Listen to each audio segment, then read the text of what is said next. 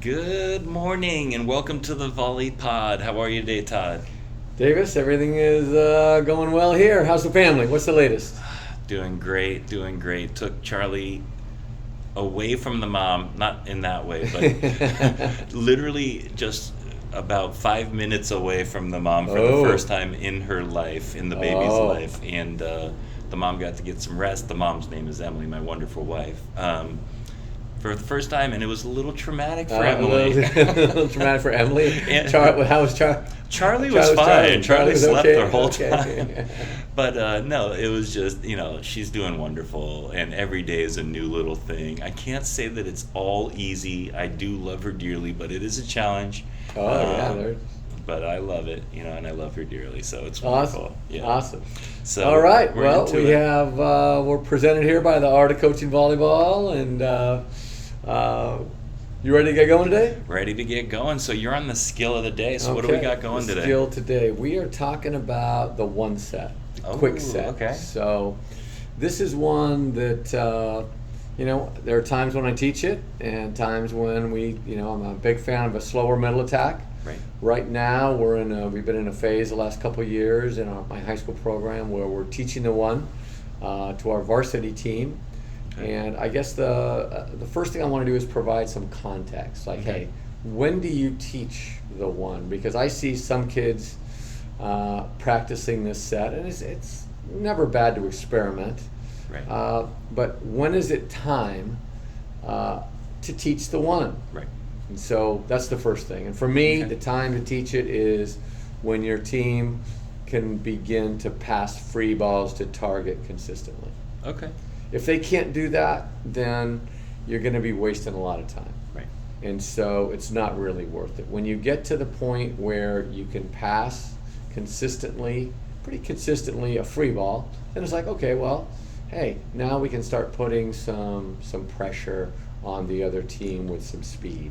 Okay. And that's the why, it's, hey, we can occupy that opponent's middle blocker with time pressure, and we can create speed opportunities for attackers that might not have a lot of heat. And that's where I am right now, because if I have middles who have big arms and hit the ball real hard, I probably don't want to go real fast. And I don't want this, zero tempo or kind of fast tempo one set, because I don't want to be limited to having to pass the ball so well. Right. Right. So, or to have a setter who's just unbelievably dynamic and can feed this, monster in a bunch of different places. Right. Okay. So that is why we do it.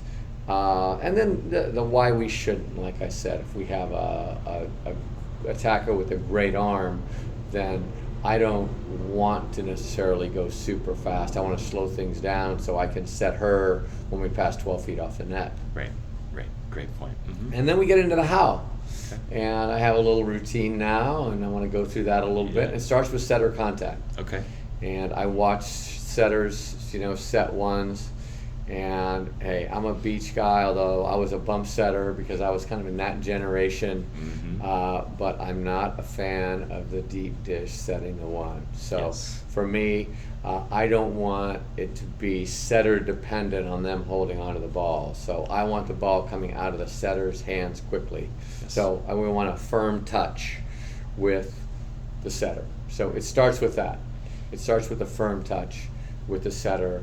And then set height, I like having a setter putting a little line on the wall or something on the wall and telling the setter, hey, throw the ball up to yourself and set it to that line.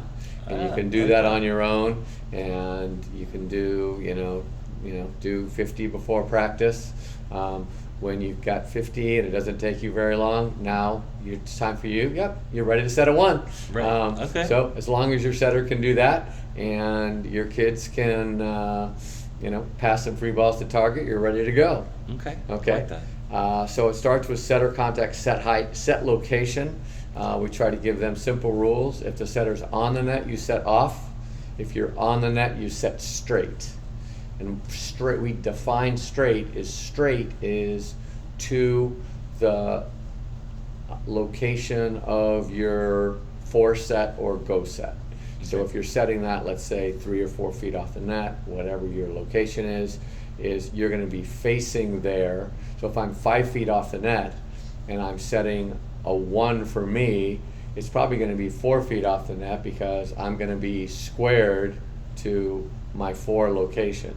I like that. I'm not triangulating to set it on the net though, and a lot of people Right. triangulate to set it on the net and go, oh, well, you're going to accept more of a 31 there. And remember we had Josh on the show and he Yep. talked about that a little bit. I don't do that. It's like, hey, I want it next to the setter, but it's Right. going to be now it's the hitter's responsibility as far as spacing. So for our set location, once again, on set off, off set straight, and we usually like it, it's 2 feet off the net or so, that 24 inches, and we want this set to be vertical. We don't want really to push it out. So if they miss it and it lands close to the setter, off the net, libero can cover and just bump it over. I love it. Yeah. So that's how we can tell if it misses. Does it miss because the ball is landing, too far to the left because they're pushing it? And we say, hey, it's not a horizontal set, it's a vertical set. It stays in the hitting zone longer when it's vertical. So I love that. Okay. And now from there we get into hitter responsibilities as far as approach. And we want that left step behind the 10-foot line, Okay. keep them off the net, and then can they change the size of their last 2 steps, which was the Okay. something in pop. What was I forget what you taught me that last time. The last 2 steps we said step close, and you drive and pop. Yes. So I would say, hey, the drive and pop, the size of that drive and pop have to change depending on how far the ball is passed off the net. Okay. I like that. Okay. Very cool. Because we want them off the net. And then we get into timing. And in general, we say, hey, let the ball get to you and then chase it to the setter. I like that. And so, and then we want, as the ball goes up from the setter's hands, the hitter is going up. Ball goes up, hitter going up. And then if we see the video, hey, ball's going up, you're not going up. Right. You're not there. John Dunning has a great cue he gave me, and he said to make the opponent's middles commit, for it to be fast enough, your middle's arms have to be at least waist high on their jump. So as they're pulling their arms up to hit, we would always say, oh, ball's in the setter's hands, have your arm, back ready. Right. Ideally, that's right. But he said, hey, as long as they're waist high or above, that middle will still have to commit. Okay. If they're down facing the ground and they're not parallel to the floor, they're perpendicular to the floor, or they're back behind the attacker, then the middle won't have to commit and they can reblock your set. Interesting. I like that one. So that's what we tell our hitters when we video them and we see them there. Then the next one is what we talked about before with you talking about timing, and that is we like this jump and swing and swing on the way up on their jump, which is very foreign for a lot of our attackers. Right. They want to wait and see the set, and I'm saying, no, you trust the setter and you just jump and swing. Yep. And if the ball's not there, it's the setter's fault. And you get a bunch of these paintbrush kills. You get a bunch of missile kills. I love those kills. Those are wonderful. Into the marshmallow right into the campfire in the middle of the court. Nobody's there. If I could teach that, be a better teaching that one. It's a great one. That's a great one. Really cool. Okay. And then as far as teaching it, we start with some tossing, but that differential training, and we like the toss to be medium, like the perfect toss, kind of antenna high free ball, medium, and then we talk about, hey, this is what happens when it's a low toss. You got to turn on the afterburner and get there, and then on a high toss, you got to wait till the ball's on its way down to start your approach. So that differential training, perfect to low to high, all on tosses, so they don't have to. So at least they get a feel for that variability, but they know. And then once they understand that, then we can come off a pass, and we can start with passes from area 1, so it's in front of them, so they're kind of looking at that. And then we take it behind them in area 5 where they have to track it kind of back over their shoulder. It's a little different skill. And then self-pass, Oh, okay. From 3, which is something, and then after that, transition. Okay. And there's all kinds of, you can transition from the right, which is a little easier than transitioning from the middle.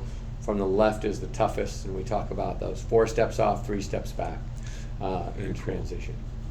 And then finally, here's my little secret. I think I might have mentioned this to you. You told me this. I like it. This is my, we differentiate, we say, hey, if we want to go fast, the fastest place to attack is to run a straight line direct to area 5. So we want to bury that ball to 5. So it's coming out of the setter's hands, and if we swing fast and the ball isn't in the air, we bury. AOC, our middle last year, I mean, she would bury balls. Oh, yes. The ball would be barely out of the setter's hands, and our setter would be like, oh, she almost hit my hand. She swung so fast.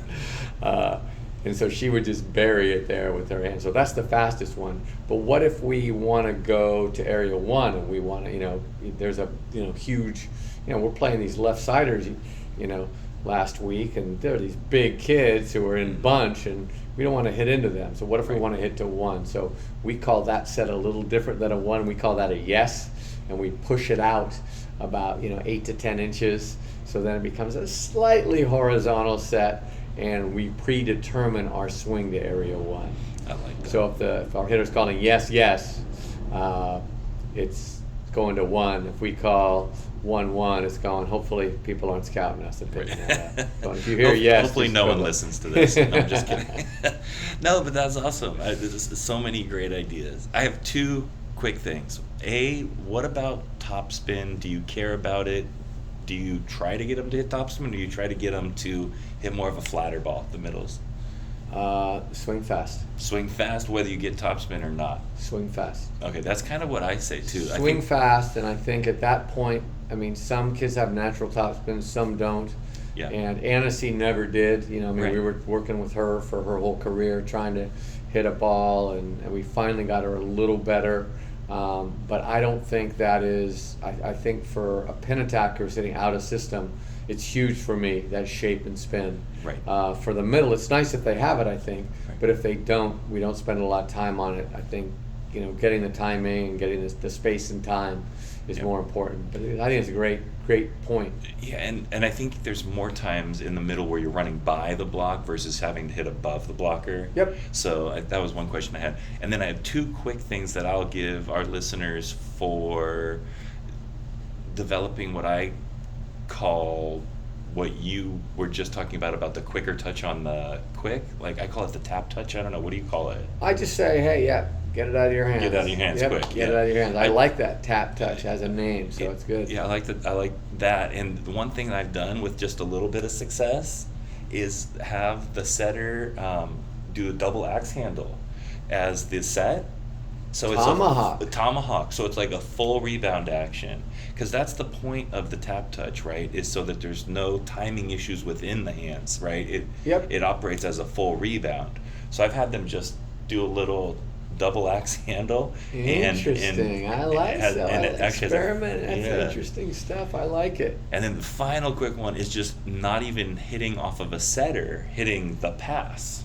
Have you ever done that one? I think I did that some years ago, but then I think I had some hitters that were leaving too early for it, and then they start slowing down their. I'm actually dealing with that with one of our hitters right now. Okay. We were on her to get there, and now she's getting there too early, okay. And then she's slowing down at the end and jumping. The jump changes, and so I guess that's what I was going to talk about too. I think a lot of coaches, they say, you're too late, get up early. Yep. And so the hitters will go in earlier. But I really loved what you say about letting the ball go and then them catching up to it. And my buddy's got a great little analogy. It's like your dog is being chased by a wolf, and your door is about to close, and you need to save the dog, but not the wolf, right? And so you got to arrive just in the nick of time. See, anyways, I like that. That's my buddy Sean Thomas. That's a good all right, one. So. All right. Sean comes in. Coming in clutch. So right on. Anything else on the quick? No, that's it. That's the way we do it, and we're it's a work in progress. It takes time. Well, I'll tell you what, you and I got together last year. I asked you to come in and work with our quick because we weren't having a ton of success with it, and I applied some of these things, and we had immediate progress. Well, and I'll say one more thing, and that is that we don't have the setter time it. Right. So right. it's, hey, you tap touch every time. Right. And if things are wonky and it doesn't feel right, then don't set it. Yes. But if you feel like and that's why the one thing we didn't mention, I probably should, is our communication. In our communication, we want to be very consistent, and that is you're calling your set when you leave and when you jump. I like that one too. Okay, so there's like this 1, 1, 1, 1, and they start to there's a rhythm to it, and so the rhythm is for both the setter and the hitter, and when the rhythm is off, setter, hey, don't set it. The rhythm wasn't there, so don't set it. I love it. Really cool. Excellent stuff. Hopefully people use this because it'll help them get better. All right, how about scenario today? What do you have for us? So the scenario, I know a lot of the coaches we talk to on here are already coaching, but I do think there are a lot of coaches that are picking up our stuff for the first time that are new coaches. And so I wanted to talk today about when you're a new coach. New coach, you're stepping in as a new coach. You have never coached. Never coached, and not necessarily this team, but basically never coached, period, right? Okay. So I'm taking my very first team. Here's my top 10 tips for new coaches. So the scenario, you're a middle school teacher, and they say, oh, we forgot to tell you. When you sign your contract, you're coaching volleyball too. Right. Or oh, your daughter's on the team. Would you like to coach?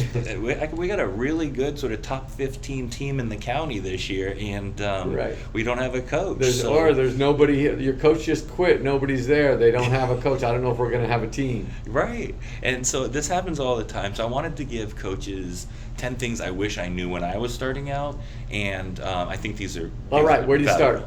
So the first thing, I'm going to start with pace. Keep the ball in play. Have very little dead time. Practice time is precious. Okay, there's so many practices that I watch that the coach is just talking and the kids aren't playing.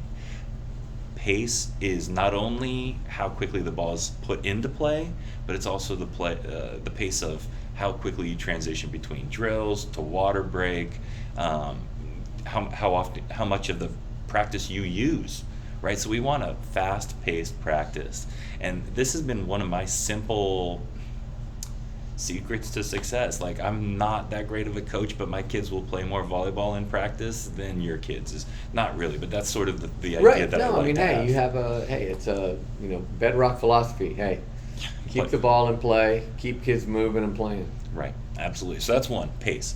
Number 2, have a focus. Okay, so and preload it into whatever you're doing. So if you're just playing volleyball, and I say quotes, just in quotes, because I mean there's a lot that could be going on, but if you're just playing volleyball with no focus, you're probably going to get better, but you're going to get better very slowly, and you're also not going to be it'll be very random on what you get better at, and it may not be with any sort of predictability. So have a focus and let the kids know about it. So give me an example of that. So we're going to play a volleyball game, just a normal volleyball game to 15, but we're going to focus on passing. So every time you pass, I'm going to give you a little bit of feedback on your passing once the play's done. Okay. Or maybe you even score it. We've been doing stuff now where, hey, we're going to play instead of playing to 15, we're going to play to 30, and we're going to score the serve pass. Did the server's team get a point? Or did the passer's team get a point? Absolutely. And so and that's all the feedback is going to be on that first contact. Yep, and we did a great pod on feedback, and there's all these ways to do it, but just even having a focus. Like just say, hey, we're focused on passing today. And you can just ask them how'd it go. Yep. So I love it. So that's just something. Next, quick feedback. Okay, my feedback has gotten so much faster over my years, and I used to run my mouth, and that's why I have this podcast now, so I don't have to do it during my practice. I get all your running mouth. That's good. I like it. Exactly. I like it. So I appreciate it. Yeah. Your players might not. But I was going to say, you got to give it to the right people. So keep the feedback quick, and it should be only on controllables. And I put this in the same one, but this could probably be its own one. I see so much complaining about stuff, and it's often stuff that they can't even control. So give them something to control, and then talk to them about it really quickly, get in, get out. 4, shagger organization. Okay, if you're doing the one big circle, you are not doing it right. Okay, so no long lines, period. If you have a long line, you're doing it wrong. And there have been situations where I've had 30 kids on one court and we did not have a long line, right? And there's ways to do it. And so organize your court and organize your shaggers too, so that your shaggers are involved. You don't have half the team shagging, maybe you have a third of the team shagging, or whatever the right number is for your group, but then everyone else has an activity. So that's something.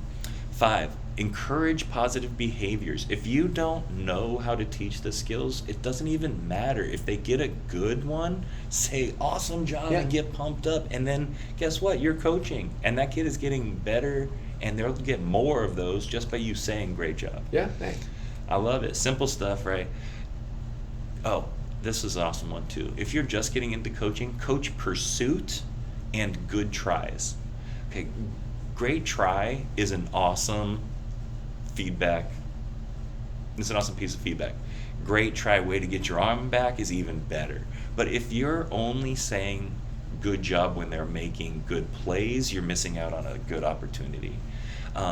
And then coach pursuit. So you may not know all the ins and outs of the technique, but you can sure tell when someone's going for the ball. High effort, high communication. Yep. You start there. Yep, all that good stuff. Do not drill and kill. I really think this is a mistake. I think a lot of times young coaches get in there and they want to coach, quote unquote, and they think this is what coaching is, and they want to run drills. And I can't tell you. I know that I'm on one side of the pendulum, but I really think if you're new to the game as a coach, mix in some drills, but don't drill and kill, right? Play some games, get a feel for your team. 8 is play volleyball for most of your practice. Like, you could not run great drills as long as you're playing volleyball and encouraging them. You're going to get a lot out of it. It might not always be the 6-on-6 volleyball exactly. too, especially if you have a developmental team. Right. So you're playing, but hey, you're playing a bunch of breakdown, small-sided games, or you're doing something. But hey, you have a bunch of balls in play, and people are getting a bunch of opportunities to read and contact the ball in game-like situations. Yep, absolutely. And that goes right into the next one. Don't just play volleyball, play with the focus and or rules. So one of the easy ones is it doesn't count unless you get 3 contacts. Or, I know you don't like that one, but it doesn't count if you don't call the ball. Something like that. The communication one I love, stuff like that. I'm a huge 2-contact guy too, especially with developing teams. Well, and it's like you can let them play volleyball, and again, they'll get better, but they'll get better slowly. But if you just give them a focus and maybe one rule to attend to, like you got to get back to the net if you're the blocker, or whatever it is, they're going to get better faster. And then finally, and I don't know who said this, but this is a great quote, run your practice, don't run your mouth. Right. I came to realize I like that one. That almost nothing I say is more important than what they can learn by just doing the thing. Right. I used to think I got all this wisdom. And now 30 years later, I'm laughing at the wisdom I thought I had. And I probably will think the same thing in a few more years too. So I think just have them play, run your practice, don't run your mouth. So I hope those are some helpful tips. I think for anyone, flashing back to those can sometimes be a good reminder. Yeah. So that's the scenario when you're a new coach. I like it. I'll throw one more in with you. Sure. And that is, we've talked about this before on the pod, and that is keep the system simple. Oh, I love that one too. Yeah. That's a good one. You got to keep the system simple. And I think a lot of people come in with trying to say, oh, this is the system that I know, and it's a complex system that they had in college or something, but it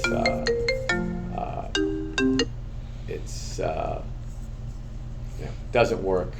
You got to spend all this time.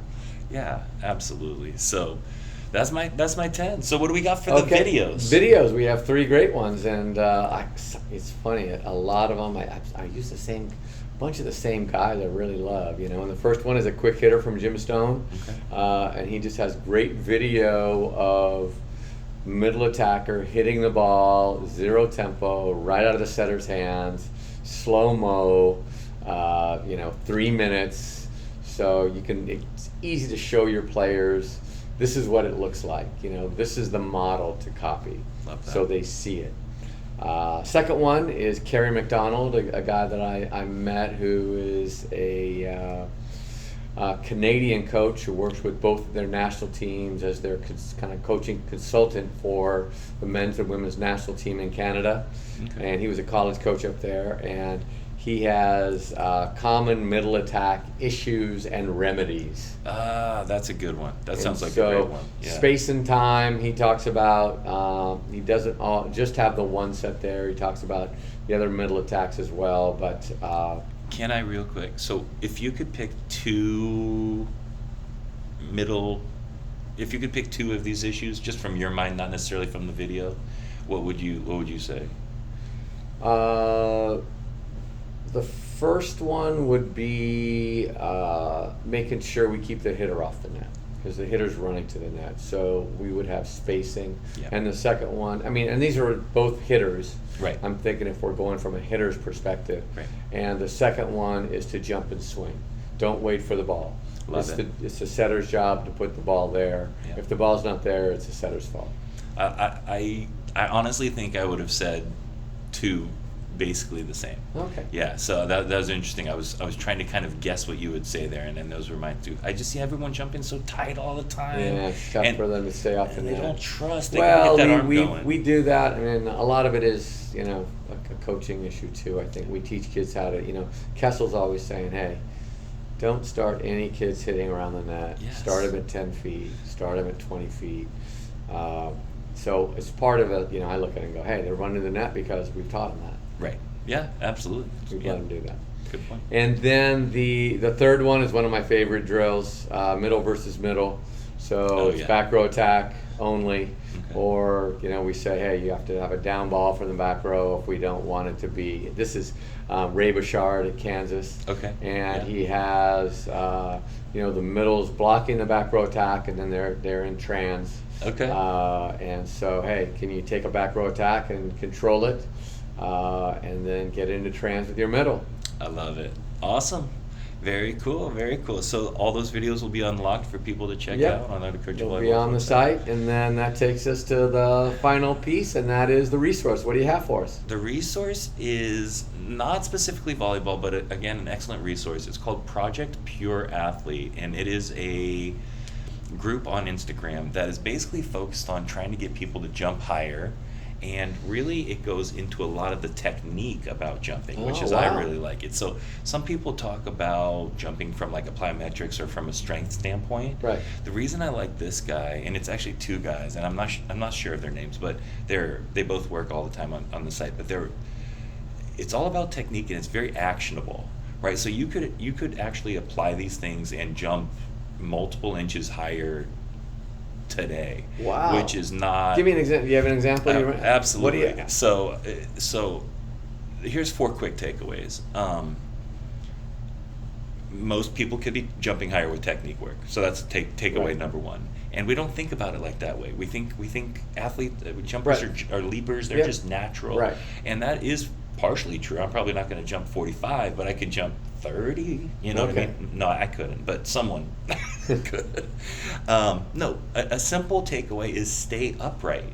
Get their chest to stay parallel or perpendicular, with the ground. Okay. So simple, but and then another takeaway is lengthen the distance between what would be steps 2 and then 3, 4 of our approach. Okay. So into that drive pop. Okay. And that's why it's called the pop. It's a pop step, they call it. You want to be on the ground as short time as possible. The biggest jumpers are on the ground shortest amount of time. Yeah, and the way to do that is to lengthen that stride into the 3, 4. Okay. So that's why I don't like the step close phrase. And I think it's simple and anyone can step. Yep. Right, so I understand that, and it's a great cue, but we're going a little further. So, but these are just like the real simple ones. They go into like breaking down some of the biggest dunkers and the best jumpers, and they got some volleyball guys on there. It's definitely worth a look if you want to jump higher or want your athletes to. So great one. Worth checking it out. So what another great pod. We talked about Project Pure Athlete. We talked about the scenario of when, we talked, oh my gosh, how come I can never remember these? we talked about the skill of the one, and we talked about my scenario of when you're a new coach, right? So what an excellent pod. Thanks so much for being on. All right, Davis. Thank you. Good to see you. You too. Take Have care. a good one. How was our time? I don't know. Let me see. Where is it? Where am I?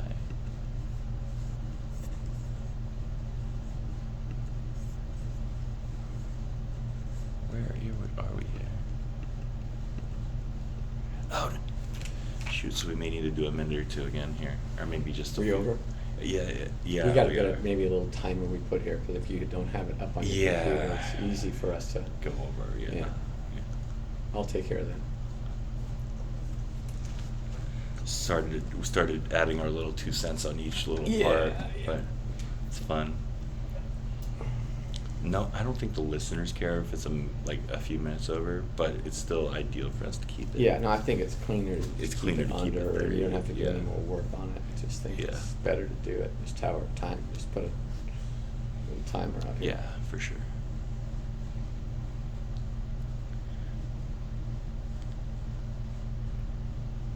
Cool. That was fun. Good stuff. Good stuff.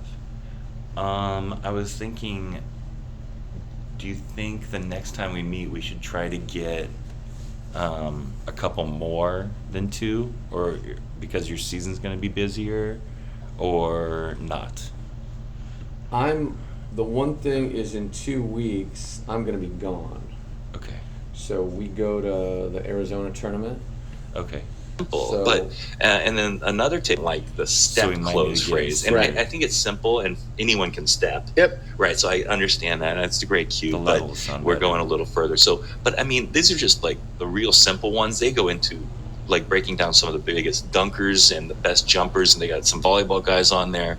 It's definitely worth a look if you want to jump higher or want your athletes to. So great one. Worth checking out. So what another great pod. So why don't I just go? What another great pod, and we'll wrap it up real quick. So you can say just like thanks or whatever, like we always do. Yeah. Well, what another great pod. We got the skill of the one. The one. The one. We got the scenario of when you're a brand new coach. And we talked about Project Pure Athlete, and as always, those videos will be unlocked for you to check out on the Art of Coaching Volleyball's website. So, another fun one, Davis. Thank you. thank you so much. Have a good one. Take care. Cool. Awesome. Right. Oh, we're still recording on this. Oh, okay.